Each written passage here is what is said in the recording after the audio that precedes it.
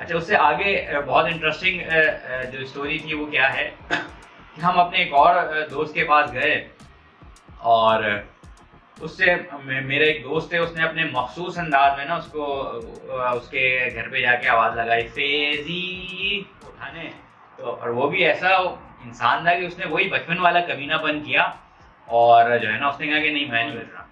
Aunty फिर मेरे एक दोस्त ने याद दिलाया कि भाई हम इसके इसके यानी मेरे घर के सामने जब क्रिकेट खेलते थे ना, तो इसकी दादी आके डांट के हमें भगा देती कि चलो भाई नमाज पढ़ के आओ।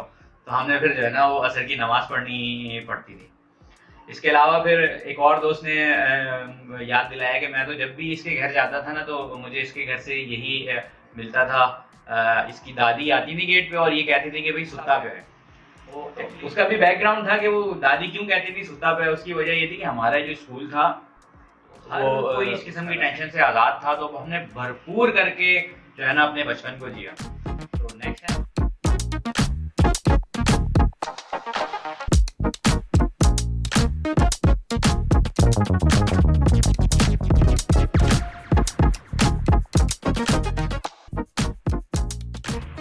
अस्सलाम वालेकुम मेरे अजीज़ हमवतनों। जैसा कि आप सबको पता ही है कि जो मेरी एज के लोग हैं उन सबकी ख्वाहिश है कि यार हम दोबारा से कोई ऐसी सिचुएशन क्रिएट हो जाए कि हम दोबारा से बचपन जी सकें। तो आज की वीडियो में मैं आपको ये बताऊंगा, मैं अपना एक्सपीरियंस शेयर करूंगा कि किस तरह मैंने अभी रिसेंटली अपना बचपन जिया, और आप भी अगर उस तरीके को अपनाएंगे तो आप भी अपना बचपन जी सकते हैं। तो चलें शुरू करते हैं और डिस्कस करते हैं कि मैंने ऐसा क्या किया कि मैंने अपना बचपन जिया। तो जी अभी रिसेंटली हाल ही में आपको पता ही है कि इलेक्शन गुजरे हैं और इलेक्शन में बिल्कुल इंटरनेट सर्विस तो घर के अंदर मौजूद थी, लेकिन मोबाइल नेटवर्क कहीं काम नहीं कर रहे थे।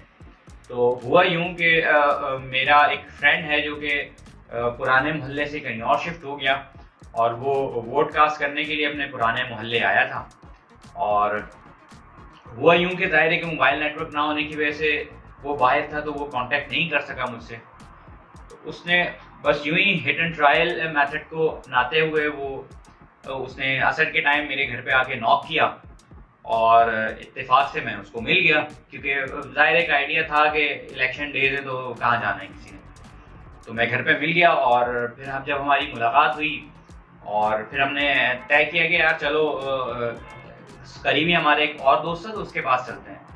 लेकिन आपको पता है कि बचपन के दोस्त से आप इन कांटेक्ट रहें तो आपका ये फ़ायदा होता है कि आप मेंटली इतने सिंक होते हैं कि चीज़ें आपको या तो एक ही वक्त में बहुत सारे सेम चीज़ें आपके माइंड में आ रही होती हैं या आप एक दूसरे का माइंड पढ़ लेते हैं। तो बस कुछ यूं ही हुआ कि मैंने उसको कहा यार ये तो थोड़ी सी बचपन वाली वाइब्स नहीं आ रही कि तुम मेरे पास आए और कोई मोबाइल के थ्रू हमने कांटेक्ट नहीं किया, आप मेरे पास आए, अब हम आगे दोस्त के पास जा रहे हैं। उसने भी रियलाइज़ किया हाँ यार ये तो वाकई है। तो फिर हमने सोचा यार चलो डोर टू डोर आज जो है ना उसी तरह पुरानी गलियों में दोबारा जाते हैं, पुरानी गलियों से दोबारा चल के और अपने तमाम दोस्तों से मिल के जो है ना बचपन को दोबारा जीते हैं। तो फिर हमने यही किया और एक और दोस्त के पास गए और उससे भी इत्तेफाक से मुलाकात हो गई। फिर हमने उस दोस्त को लिया और फिर हम अपने पुराने स्कूल के मोहल्ले में हमने जाने का इरादा किया, क्योंकि हमारे वहाँ बहुत सारे दोस्त रहते थे।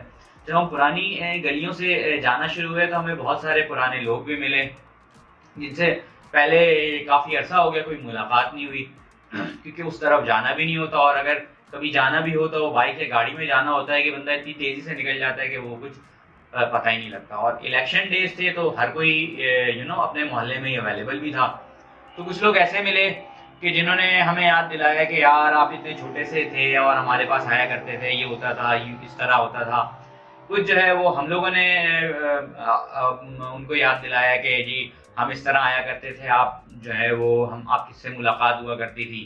तो उन्होंने हमें नहीं पहचाना, लेकिन जब उनको याद आया तो वो उनकी भी खुशी जो थी वो दीदनी थी और हमें भी अंदर से खुशी हो रही थी कि हम दोबारा जो है ना उन्हीं गलियों में जा रहे हैं, उन्हीं पुराने लोगों से मुलाकात हो रही है।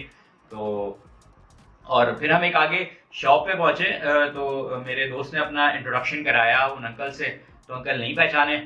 तो फिर मेरे दोस्त ने जो है ना उन्हें याद दिलाया कि मैं वही हूँ कि जो अपनी जब मैं ट्यूशन पढ़ाता था तो आपके पास फीस ला के रखता था कि मुझसे खर्च हो जाते थे और मैं वीकली के आपसे 100 रुपये लेता था। ताकि मैं खर्च कर सकूं। फिर अंकल को याद आया, फिर अंकल ने जो है ना बहुत गले लगाया और खुश हुए, फिर उन्होंने हालचाल पूछा। यकीन करें बहुत बहुत मज़ा आया। अच्छा, उससे आगे बहुत इंटरेस्टिंग जो स्टोरी थी वो क्या है कि हम अपने एक और दोस्त के पास गए और उससे मेरा एक दोस्त है, उसने अपने मखसूस अंदाज में ना उसको उसके घर पे जाके आवाज़ लगाई, फेजी। तो उससे फिर मज़े की बात ये थी कि उस दोस्त की हमेशा वालदा आया करती थी गेट के ऊपर। तो उस दिन भी यही हुआ कि उसकी वालदा आई गेट के ऊपर और वो भी हमें देख के खुशगवार हैरत में मुब्तला हो गई कि आज ये लोग कहाँ से आ गए। और हमें भी बहुत खुशी हुई आंटी को देख के। अल्लाह उन्हें लंबी जो है वो सेहत वाली ज़िंदगी अता करे। और फिर हमने मुतालबा किया कि आंटी फैज़ी को भेज दें। तो आंटी गई, आंटी ने खैर आंटी से हमें पता लगा और फिर वही दोबारा बचपन वाली याद ताज़ा हो गई कि आंटी ने कहा कि वो तो आज भी सो रहा है। मगरिब का वक्त था लेकिन आंटी ने कहा कि वो तो अभी भी सो ही रहा है भाई। तो हमने कहा कि चले कोई बात नहीं, आप जो है ना उसको उठा दें और फिर हम मुलाकात करते हैं उससे। तो आंटी बेचारी गई उसको उठाने और वो भी ऐसा इंसान था कि उसने वही बचपन वाला कमीनापन किया और जो है ना उसने कहा कि नहीं मैं नहीं उठ रहा। आंटी बेचारी हमारे पास आई, उन्होंने कहा कि भाई आपका दोस्त तो आज भी नहीं उठ रहा। उसने हम कह दिया कि भाई मैं नहीं उठ रहा। खैर फिर हम उसी तरह उसको बुरा भला कहते कहते और वापस चल दिए। फिर एक दोस्त घर गए और वहाँ जाके हमने बैठक लगाई और पुरानी अपनी जितनी बातें थी वो याद की। और फिर मेरे एक दोस्त ने याद दिलाया कि भाई हम इसके यानी मेरे घर के सामने जब क्रिकेट खेलते थे ना तो इसकी दादी आके डांट के हमें भगा देती कि चलो भाई नमाज पढ़ के आओ। तो हमने फिर जो है ना वो असर की नमाज पढ़नी पड़ती थी। इसके अलावा फिर एक और दोस्त ने याद दिलाया कि मैं तो जब भी इसके घर जाता था ना तो मुझे इसके घर से यही मिलता था। इसकी दादी आती थी गेट पे और ये कहती थी कि भाई सुत्ता पे है। वो एक्चुअली मैं पंजाबी हूँ तो मेरी दादी जो थी वो पंजाबी में ही उसको जो है ना मना कर देती थी कि भाई मेरा पोता जो है ना सो रहा है। तो उसको याद था ये वर्ड ना वो, और क्योंकि वो उर्दू स्पीकिंग था तो उसके मुंह से ये वर्ड जो थोड़ा सा बड़ा डिफरेंट सा लगा, बहुत अच्छा लगा सुनने में कि भाई जब भी इसके घर जाते थे ना तो इसकी दादी कहती थी कि भाई सुत्ता पे है। तो उसका भी बैकग्राउंड था कि वो दादी क्यों कहती थी सुत्ता पे। उसकी वजह ये थी कि हमारा जो स्कूल था वो उसका था सेकेंड हाफ का था। तो भाई हम तो सुबह आराम से नवाबों की तरह उठते थे। अब वो जो हमारे दोस्त थे उनको हमेशा ये याद आ जाता था सुबह के टाइम पे कि यार ये तो होमवर्क था, ये हमें चीज़ें मिली हुई थी असाइनमेंट के तौर पे, ये करनी थी। तो सुबह सुबह साहब जो है ना मेरे घर पे टपक पड़ते थे। अब मैं सो रहा होता था तो एक दो बार तो मैं उठ गया। अब वो घर वालों ने कहा कि अब वो बेचारा आया है तो उससे मिल लो। तो फिर उसके बाद मैंने अपनी दादी से कह दिया कि दादी ये जो है ना सिर्फ आके मुझे तंग करता है, परेशान करता है और जो है ना ये बिल्कुल नालायक आदमी, इसको इसे आके मुझसे होमवर्क कर लेता है और मुझे परेशान करता है। तो दादी ने फिर ठान ली दादी। फिर मैं अल्लाह उन्हें जो है वो जन्नत नसीब करे मेरी दादी को। और वो जब भी फिर बेचारा आता था ना तो उसको मेरी दादी यही कहती थी कि भाई सुत्ता पे। तो फिर मैंने उसको बताया तो उसने कहा यार तुम तो बड़े अजीब आदमी हो। मैंने कहा भाई क्या करता, तुम मुझे परेशान ही इतना करते थे। तो इस तरह हमने जो है ना अपने बचपन को दोबारा जिया और यकीन करें बहुत बहुत मज़ा आया। और सबसे मज़े की और बड़ी बात ये थी कि उस दिन क्योंकि बिल्कुल मोबाइल नेटवर्क नहीं चल रहा था तो हमने बहुत ज़्यादा दुआएं दी पीटीए को भी, गवर्नमेंट को भी। जो उस वक्त की गवर्नमेंट थी जिसने ये फैसला किया कि भाई मोबाइल नेटवर्क को बंद किया जाए, वो क्यों, वो हमने इसलिए दुआएं दी कि हमें किसी को भी उसके घर से कोई कॉल नहीं आई, ना किसी की बेगम की कॉल आई कि आप कहाँ हैं, अब तक आए नहीं हैं और जो है ना ये सामान लेके आएगा। तो हर कोई इस किस्म की टेंशन से आज़ाद था। तो हमने भरपूर करके जो है ना अपने बचपन को जिया।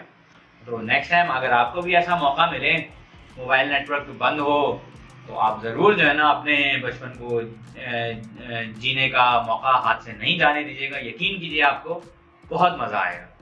अगर आपको मेरी वीडियो अच्छी लगी है तो आप दूसरे लोगों से शेयर करें और इस चैनल को भी सब्सक्राइब करें। Thank you so much. अल्लाह हाफिज़।